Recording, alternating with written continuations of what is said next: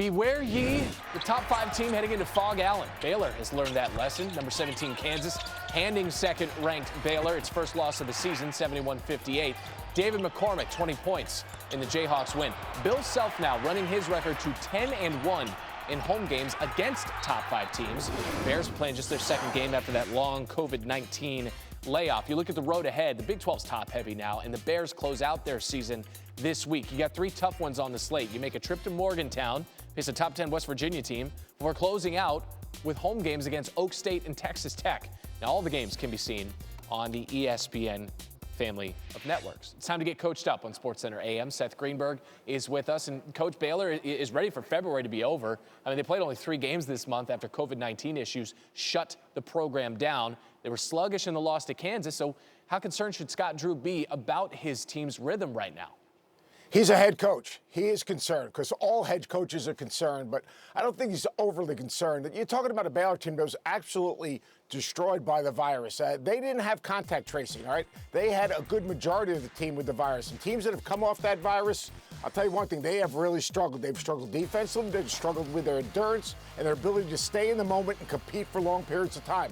Taking nothing away from Kansas. Kansas was absolutely phenomenal. But that wasn't a Baylor team we've seen all season long. You're talking about they were 6 for 16 for the three-point line. They're a 42% three-point shooting team. They weren't efficient offensively. They weren't connected defensively. They weren't as assertive as they usually are. They didn't compete the way they usually do. I say it's the virus. It'll take them time to settle in, but Baylor will be fine.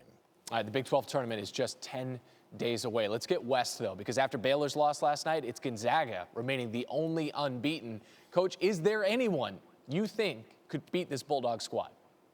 Yeah, there is, but let's talk about Gonzaga first. You're talking about a Gonzaga team that flows incredibly from their transition game right into their offense. Offensively, this is an elite team. They can play through Drew Timme. They shoot over 66% from the two-point line, but they have floor gamers and shot makers all over the floor. But in transition, they excel. If they don't beat in transition, then they beat you in the paint. Oh, if they don't beat you in the paint, then Corey Kispert jumps up and knocks down three-point shots. Oh, if that doesn't bother you, what about Jalen Suggs, who can come off a ball screen, get downhill, and finish with a little bit of authority? But the team that can beat him is Michigan. Why Michigan? Well, first and foremost, if you're going to take a team out of transition, the best way to do it is be efficient offensively. Michigan is extremely efficient offensively. They can play through the post and Hunter Dickinson. They got floor gamers all over the floor. Every time Isaiah Livers shoots the ball, you think it's going in.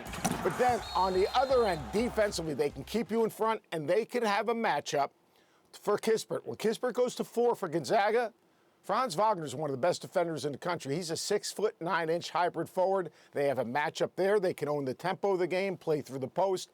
I think this Michigan team can and might have an opportunity to beat Gonzaga. It's going to be really interesting to see where those two powerhouses end up come Selection Sunday. It's just the second time in the last 40 seasons where the Bulldogs are the nation's last remaining unbeaten. That is Seth Greenberg with the Insight on SportsCenter AM. Coach, what do we say at the end of this? Thank you, Randall, and you are welcome, America. Yes, sir.